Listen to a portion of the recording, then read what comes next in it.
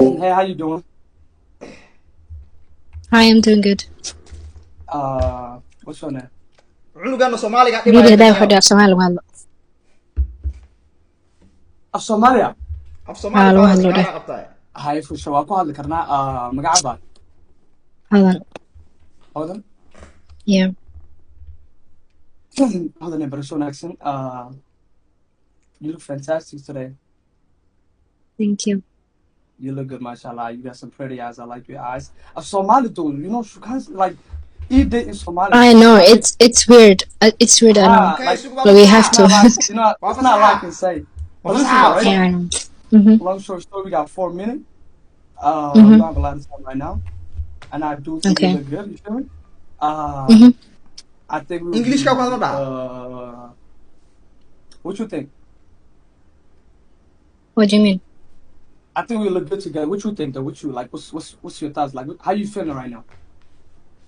waa fasaxa okay waa fasaxa How you feeling though? How you feeling? Because right now you look like you just, you know, because how like and I like open up because I just want to see some energy. Your energy kind of low right now. I ain't gonna lie to you.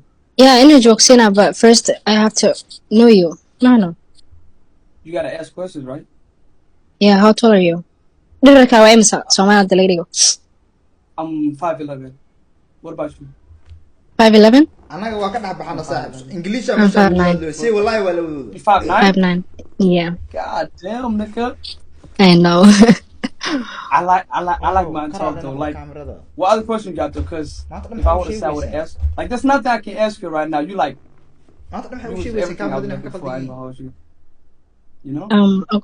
Okay. Hey, go ahead. Okay. Go ahead. Okay. Ma shaqeysaa? Maxaa ka shaqeysaa? Yeah, I do work. I got 2 jobs basically. I work at the Okay. airport.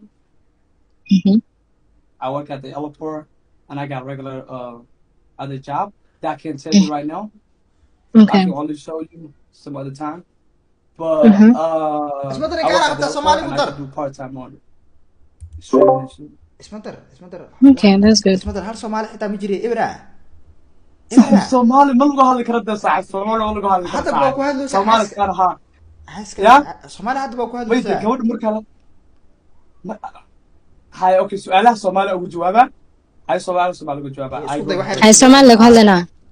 هاي صومالي اكو هذا weeli way قبل saade قروش ذا you know صومالي قبل يقولوا بس صاحب she's like she's everything you feel me Thank you. let me not hype you up too much though because there's too many you know too No, many I eyes. know. No, I know I'm pretty. No Where you need to from though? tell. Where you